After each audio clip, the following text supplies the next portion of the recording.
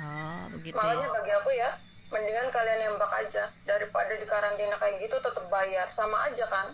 Iya, iya. Disuruh duduk, bapaknya bilang, ibunya tunggu sebentar ya, nanti ada petugas yang ngejelasin sendiri. Wah, itu udah di hati itu udah, saya pasti positif Kan kalau aku positif, temen aku kan yang sekamar pasti kan kena soalnya.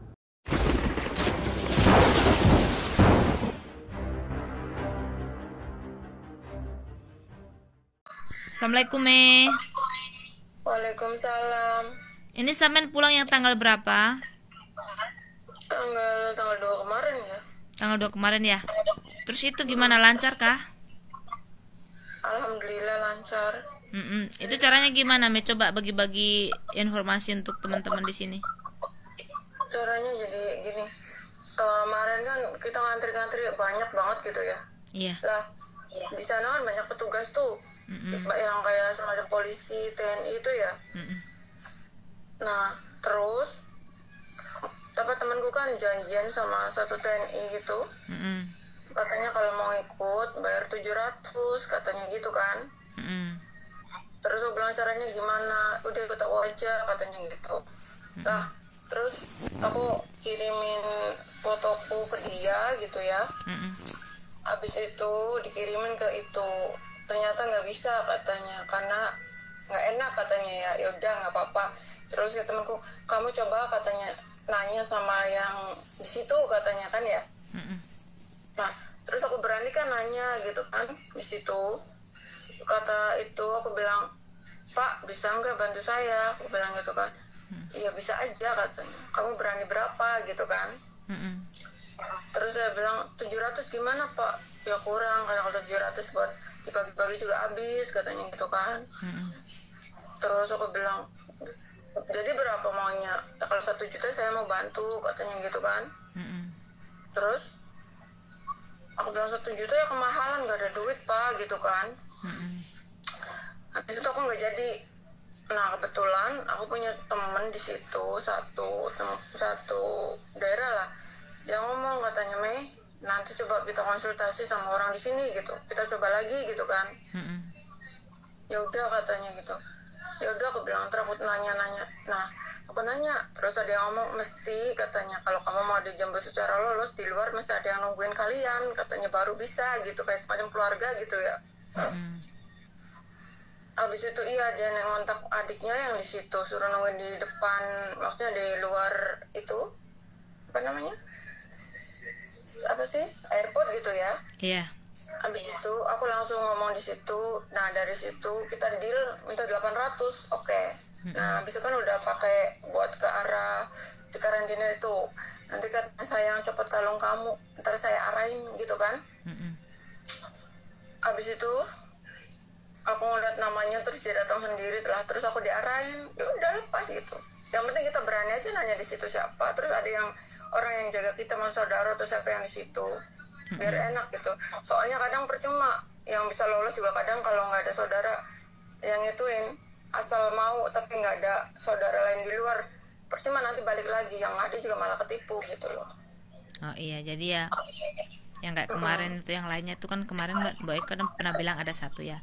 Jadi ya harus ada yang ngambil juga di situ ya. Maksudnya ada saudara kita yang jemput di situ. Jadi itu nggak perlu dikarantina ya, Mi?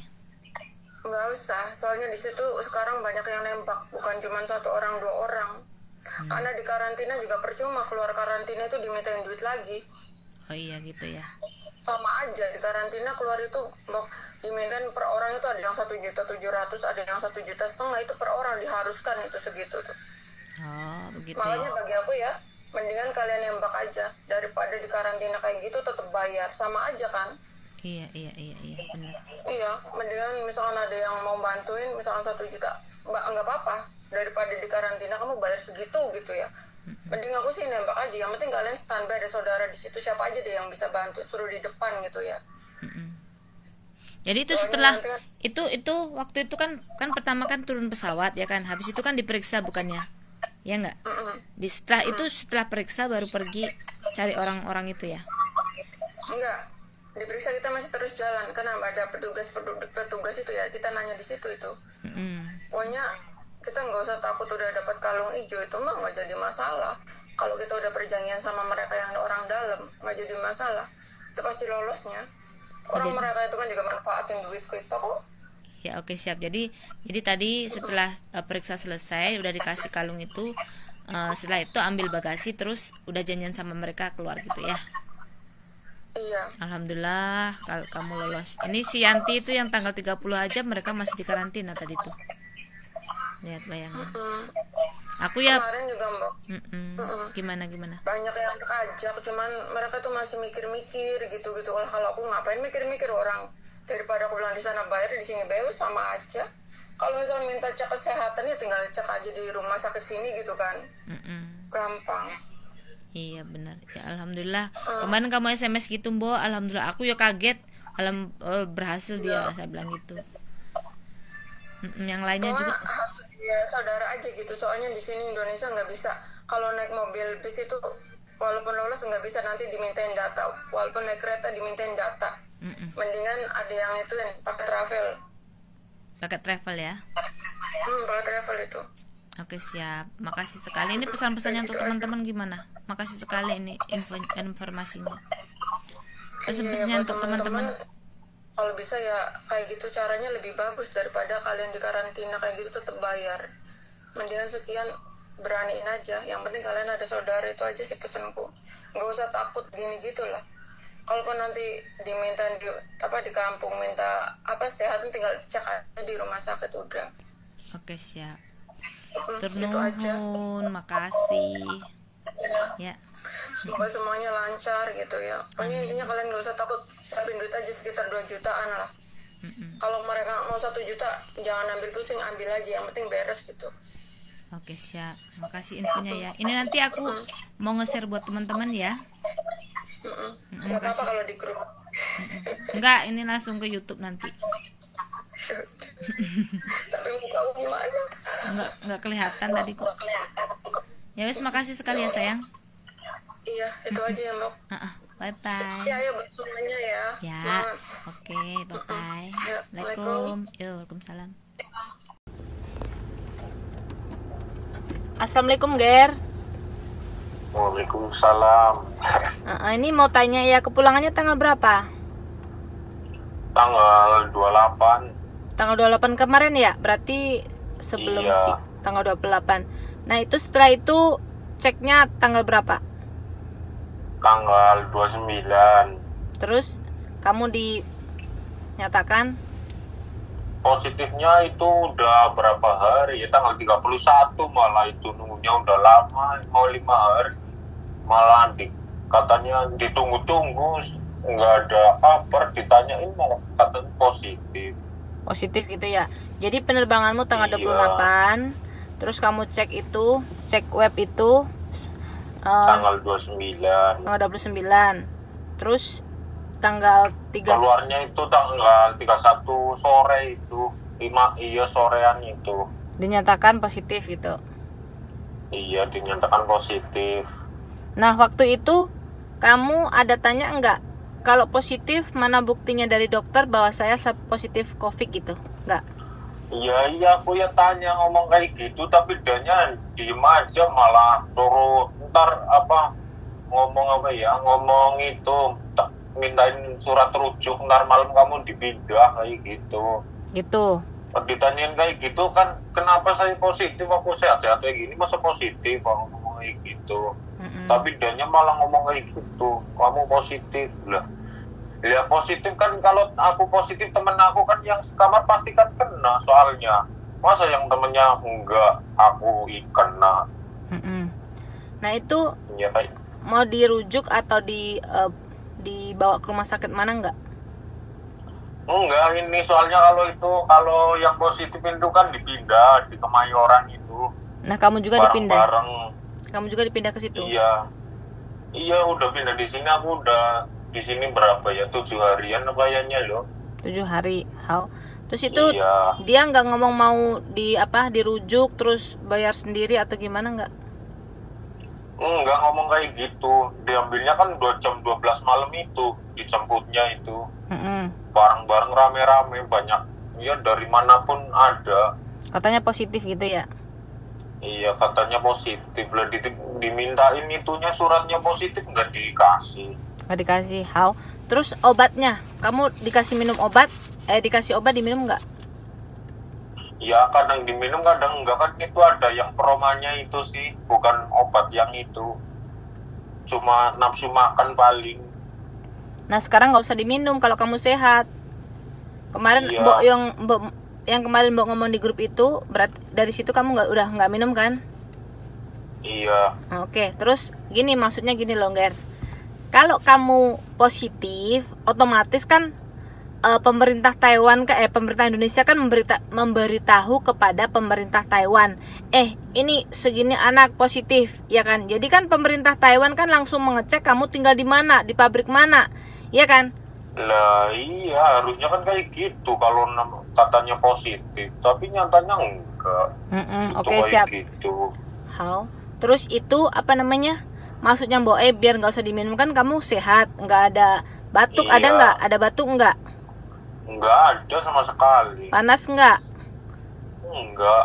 Ya udah, oke. Itu maksudnya Mbok biar obatnya nggak dimakan, itu maksudnya selama ini kan kalian bilang positif dan kalian kasih Iya. terus obat, ya kan? Sedangkan obat itu tuh loh, ini di sini aku nggak minum, toh baik-baik saja. Itu kan udah merugikan waktu ya. Sedangkan kamu kan pengen ketemu iya. sama keluarga, ya nggak bisa dituntut. Maksudnya bisa nuntut kok, bisa begitu gitu loh. Untuk apa? Apa untungnya? Lah iya, untuk apa di sini, percuma bener. Nah itu kapan lagi mau dites swab?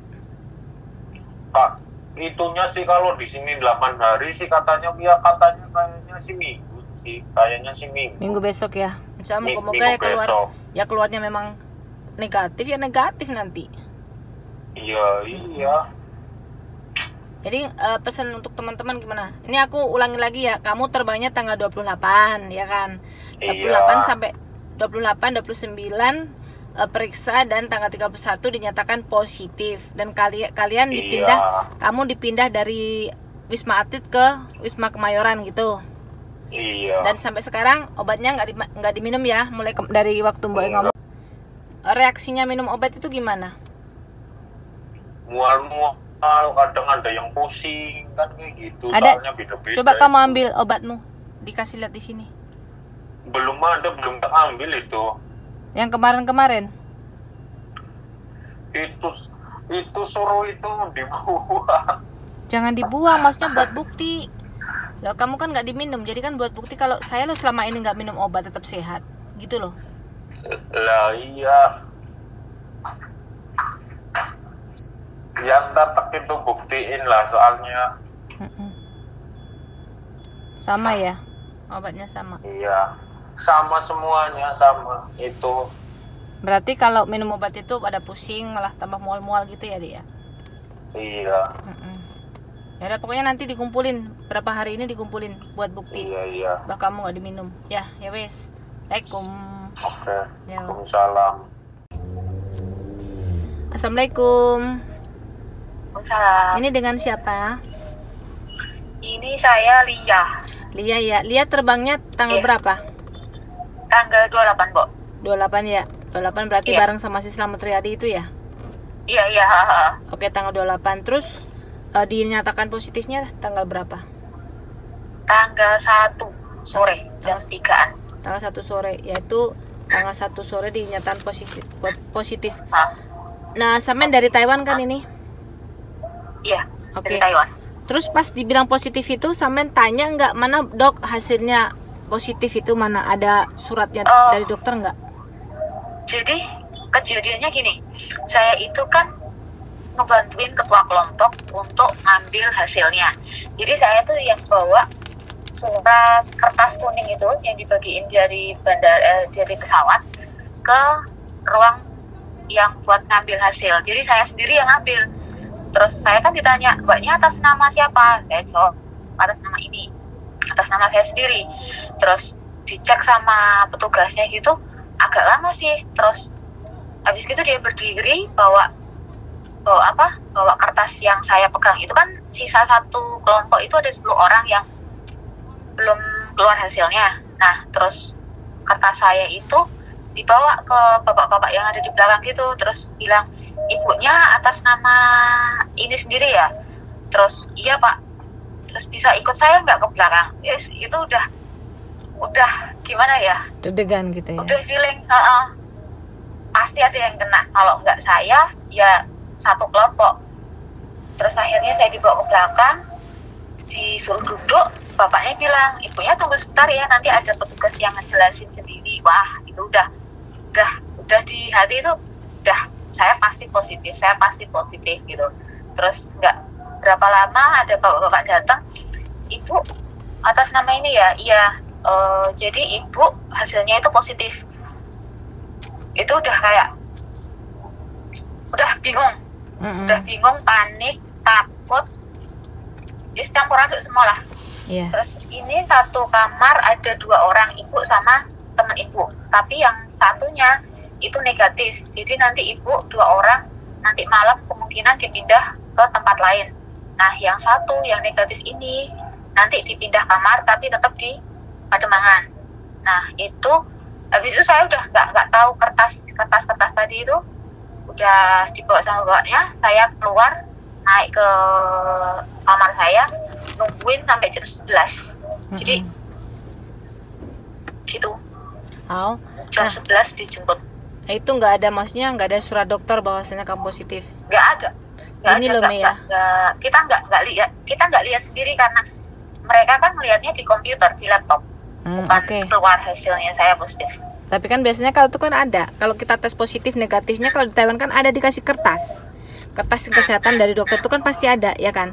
Nah kalau seandainya sampai benar-benar positif, berapa orang positif dari Taiwan, kenapa pemerintah Indonesia tidak menghubungi pemerintah Taiwan? Seperti contohnya yang saya bilang tadi, yang kemarin orang Thailand kena itu, dia kan langsung lapor sama pemerintah Taiwan, dan pemerintah Taiwan langsung mengecek dia tinggal di mana, pabrik mana, kerja di mana, orang apa saja yang yang sebelumnya sama dia itu siapa saja, dicek semua Mei.